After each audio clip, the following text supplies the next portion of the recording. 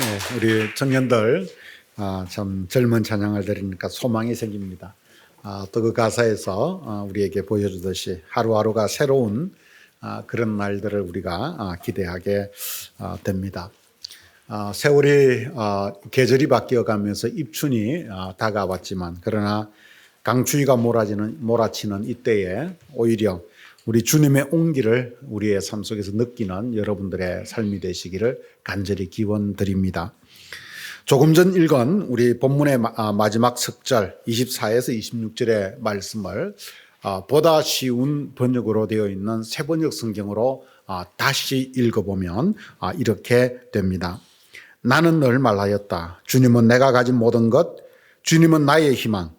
주님께서는 주님을 기다리는 사람이나 주님을 찾는 사람에게 복을 주신다. 주님께서 구원하여 주시기를 참고 기다리는 것이 좋다라고 하는 그런 말씀입니다. 이 말씀은 하나님의 백성이 평탄한 가운데가 아니라 어려운 가운데 살아가면서 하나님의 도움을 바라고 노래하는 그런 마음으로 이 희망을 노래한 것입니다. 그래서 우리는 이 말씀을 따라 오늘 주님의 도움을 기다리자라고 하는 그런 제목으로 예레미야 예가 3장 전체의 흐름에 비추어서 본문을 살펴보면서 오늘 이 주님을 도우심을 기다려야 되는 우리의 삶, 그런 어려운 시기에 우리 모두가 함께 위로와 격려를 받기를 원합니다. 오늘 이 예레미야 말씀은 슬픈 노래의 책이라고 하는 그런 제목이지요. 일반적으로 하나님의 백성 남유다가 주전 587년 경에 바벨론이라고 하는 제국에 멸망당함으로 인해서 그 귀족들은 바벨론 땅으로 사로잡혀가고 그들이 살아가던 그 삶의 모든 터전들은 아주 초토화되어 버린 바로 그런 상황 속에서 그 처참한 상황이 담긴 슬픈 노래, 바로 그 책이 오늘 본문 예레미야 예가라고 우리는 말을 합니다. 이스라엘 백성들은 하나님의 백성으로 부름받은 그런 민족이었습니다. 하지만 하나님의 백성이 하나님을 거스리다가 결국 하나님께로부터 벌을 받아서 나라를 잃어버리는 말로 할 수 없는 고통과 고난을 그들이 겪게 되었다라고 하는 것이지요. 그들은 이러한 고난이 자기들이 하나님으로부터 버림받은 결과물이다라고 그렇게 받아들이고 여겼습니다. 이러한 생각이 오늘 우리가 읽은 본문의 시작점에 있는 1에서 18절 말씀 전체에 기록이 되어 있습니다. 그 긴 말씀을 우리는 이 시간에 다 읽어볼 수는 없지만 그 본문의 대략적인 내용들은 그 속에 나라고 하는 사람이 겪는 그 괴로움을 알아차릴 수가 있습니다. 여기서 나라고 하는 1인 청년으로 쓰인 사람은 바로 예레미야 자신이라고 이야기할 수 있겠지요.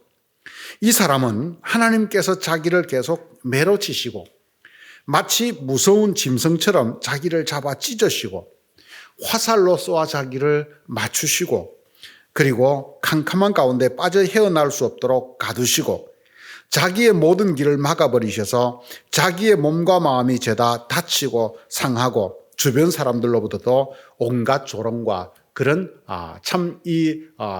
온갖 조롱을 다 받게 하셨다라고 그렇게 한탄하고 있습니다.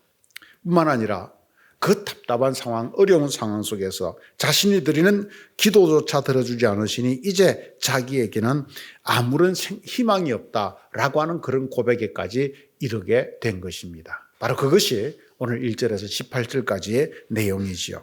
그런데 오늘 이 본문은 이런 절망적인 이야기, 슬픈 노래로만 그 상황이 끝나지 않습니다.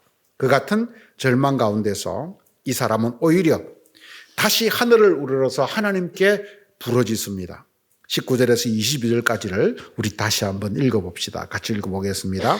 내 고초와 재난 곧 쑥과 담즙을 기억하소서. 내 마음이 그것을 기억하고 내가 낙심이 되오나 이것을 내가 내 마음에 담아두었더니 그것이 오히려 여호와의 인자와 긍휼이 무궁하심으로 우리가 진멸되지 아니함이니이다. 아멘. 오늘 본문은 참 재미있는 표현이죠. 그는 앞에서 고백한 것처럼 자기의 삶 속에 있는 쑥과 담즙처럼 정말 쓰디쓴 고난과 고초, 재난을 받았고 또 그것을 쏟아내는데 그런 데서 그치지 않고 그는 그 모든 고초와 재난을 자기의 마음이라고 하는 독 속에 담아두었더니 그랬더니 그것이 그 마음이란 독 속에서 발효가 되어서 마침내 소망이라고 하는 것으로 바뀌어 나오게 되었다. 이런 이야기입니다. 여러분, 독이라고 하는 것 또 그 속에서 발효 문화가 발달되어 있는 우리나라 사람들은 이 고백을 무엇보다도 참 잘 이해할 수 있을 것입니다. 마치 김장철 거친 배추를 절여서 독 속에 담가두면 그 속에서 서서히 발효가 일어나면서 적당히 익은 맛있는 김치가 되는 것처럼 우리 인생의 고초와 재난을 마음이라고 하는 그 독 속에 담가두었더니 이것이 마음속에서 발효가 되어서 그 쓰디쓴 것이 소망이라고 하는 달콤한 것이 되어서 나오게 되었다라고 하는 이야기입니다. 우리는 발효의 법칙이라고 하는 것이 우리 눈에 보이는 어떤 음식 속에만 있는 것이 아니라 우리의 삶의 문제, 우리 신앙의 문제, 우리 내면의 문제 속에서도 그대로 적용된다라고 하는 것을 오늘 이 본문을 통해서 깨닫게 되는 것입니다. 여러분, 무엇 때문에 이런 발효가 일어났을까요? 선지자는 자기 삶의 고초와 재난을 그는 결코 피해가지 않았습니다. 그것을 외면하지도 않았습니다. 그는 자기에게 다가온, 자기 민족에게 다가온 그 쓰디쓴 아픔을 알아차리며 고백하고 그리고 마침내 그것을 자기 속에 담아두었다라고 하는 이야기입니다. 그리고는 그 속에서 인자와 긍휼이 무궁하신 하나님을 바라보았습니다. 그랬더니 그것이 하나님의 손길 속에서 소망으로 바뀌는 은혜를 경험하게 된 것입니다. 여러분, 우리는 여기서 삶의 크나큰 교훈을 얻게 됩니다. 우리는 고통과 고난을 만나면 먼저 피할 길을 찾으려고만 우리는 애를 씁니다. 어떻게 하면 우리는 이 고통을 외면할 수 있을까? 이것을 당하지 않고 우리는 넘어갈 수 있을까? 우리는 그렇게 애를 씁니다. 그런데 오늘 이 선지자가 우리와 다른 점이 있다면 그는 그 고통을 피하거나 외면하려 하지 않았다는 것입니다. 그는 그것을 오히려 정면으로 맞닥뜨리면서 그 아픔을 인정하고 그리고 그것을 자기의 것으로 온전히 자기 마음속에 담아내었다라고 이야기를 합니다. 그리고 그 다음 하나님을 기다리는 인내의 신앙으로 기다렸다는 것입니다. 그랬더니 어느 순간 자기도 모르는 사이에 그것이 그 쓰디쓴 것이 소망이라고 하는 달콤한 그런 새로운 이 음식이 되어서 나오게 되었다라고 하는 이야기입니다.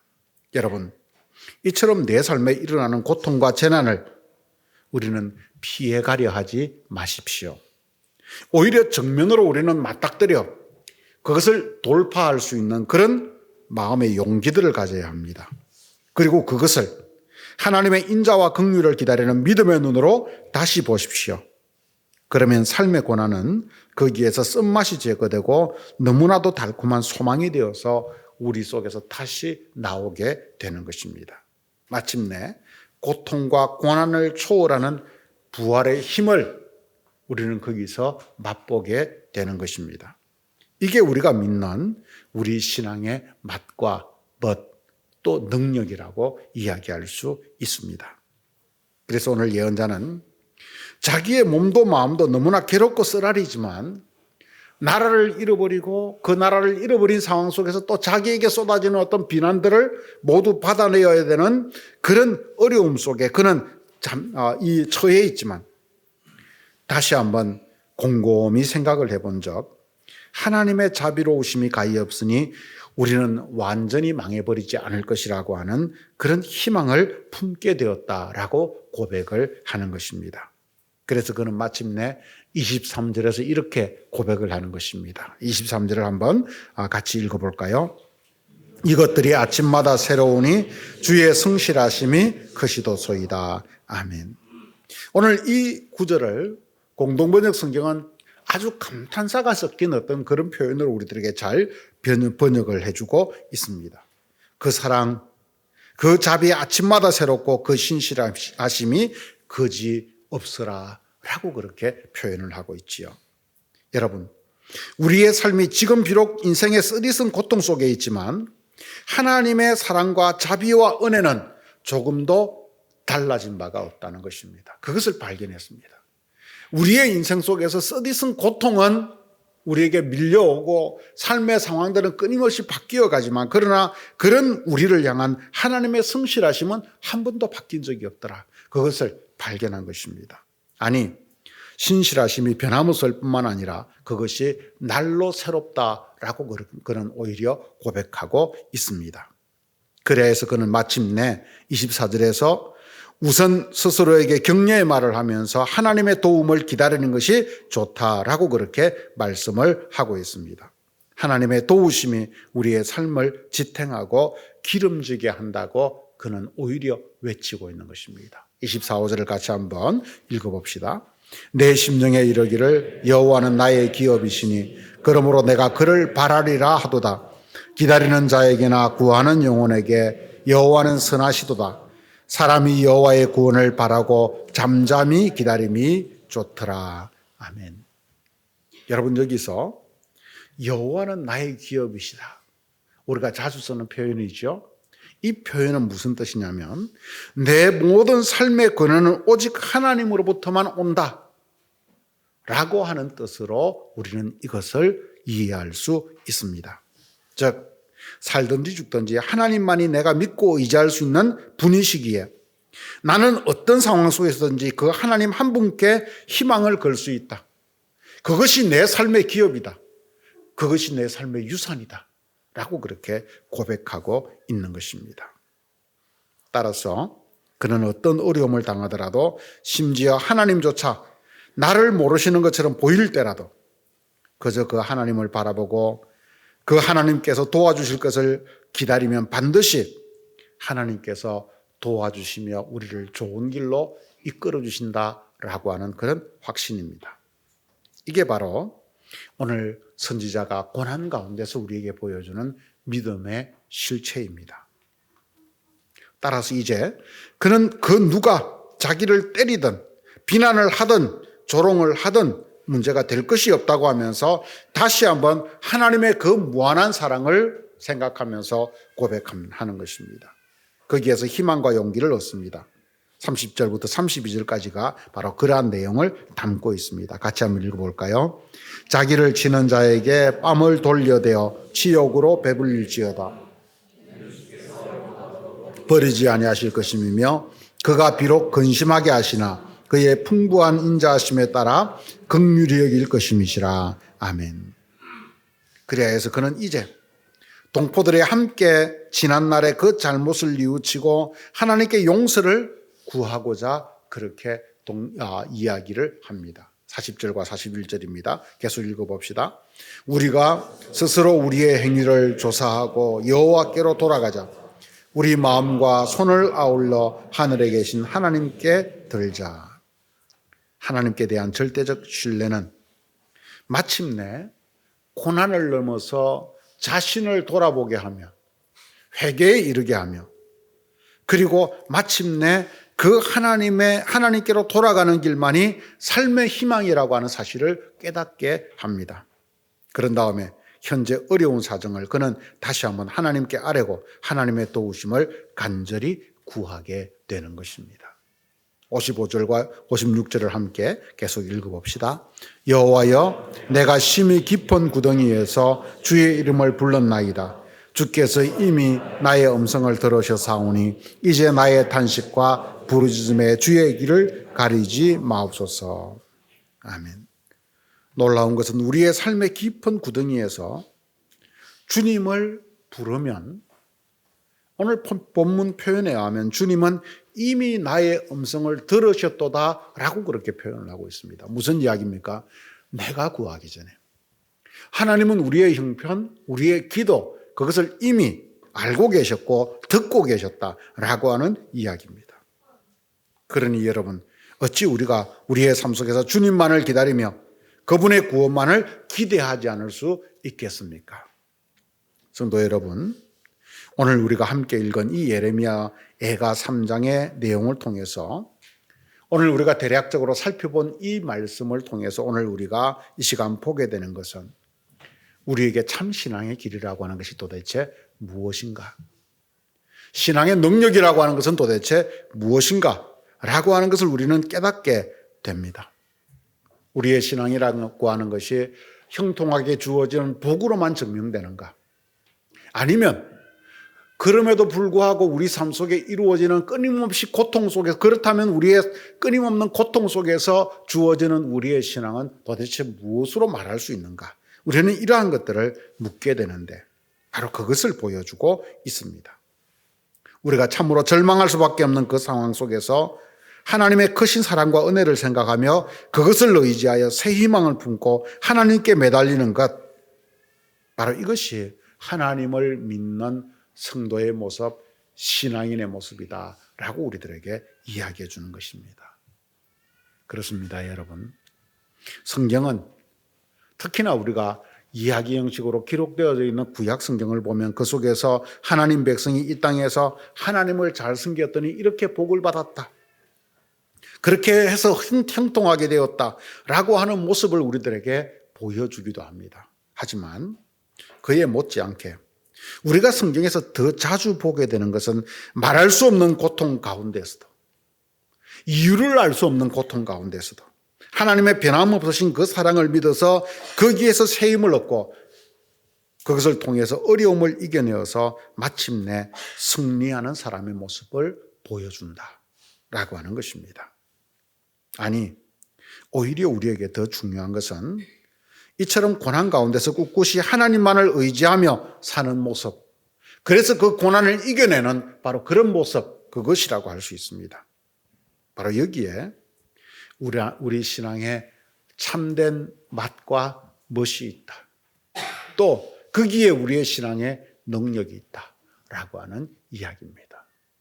우리의 신앙은 형통할 때 증명되는 것이 아니라 어려움을 겪어가면서 그 어려움을 믿음의 힘으로 이겨내고 극복해 감으로써 바로 거기에서 저 사람의 신앙이라고 하는 것이, 또 우리가 가진 신앙이라고 하는 것이 이렇게 우리의 삶의 희망이 되는 것이구나 라고 하는 것을 비로소 깨닫게 된다라고 하는 것입니다. 이처럼 여러분, 오늘 우리들도 이 땅을 사는 동안에 하나님을 섬기지만 우리 역시 성경에 그런 여러 사람들처럼 이런저런 어려움들 속에 항상 놓여져 있습니다. 그래서 어려움을 당할 때가 한두 번이 아닙니다. 왜 인생의 문제가 이렇게 풀리지 않고, 혹은 왜 인생을 살아가는데 이렇게 우리의 짐들이 점점 더 무거워질까라고 하는 생각들을 우리는 가질 때가 적지 않습니다. 우리는 누구나가 다 형통한 복을 원하지만 우리가 원치 않게 받는 삶의 고난, 오늘 예레미야처럼 정말 삶의 쓰디쓴 담접을 경험할 때가 한두 번이 아닙니다.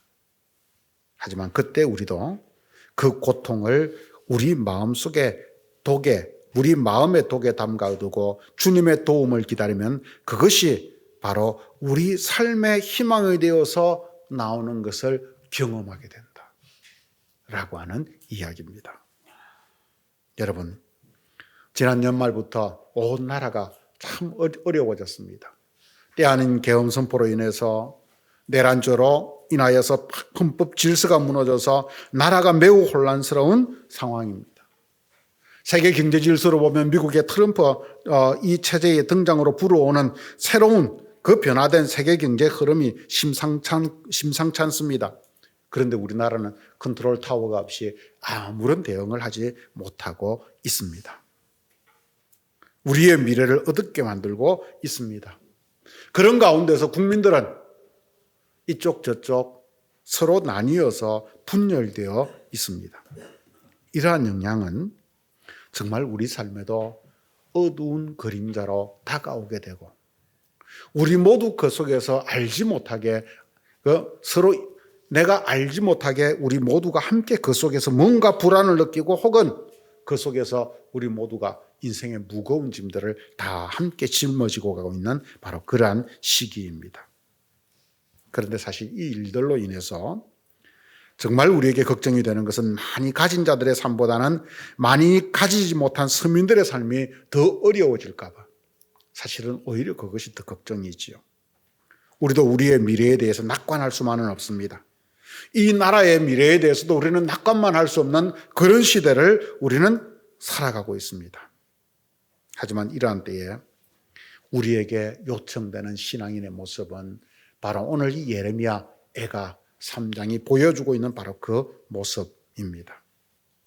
이러한 때에 우리는 예레미야 애가의 말씀을 함께 상고함으로 우리를 도와주시는 하나님, 우리를 향한 성실하심이 변치 않는 그 하나님을 의지하고 만나기를 소망합니다.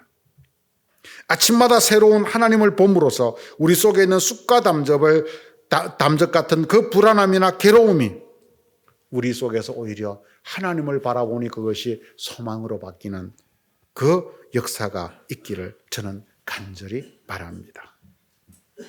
이래서 저는 오늘 이 시간 본문 말씀을 가지고 그 어떤 이유에서든지 남이 알든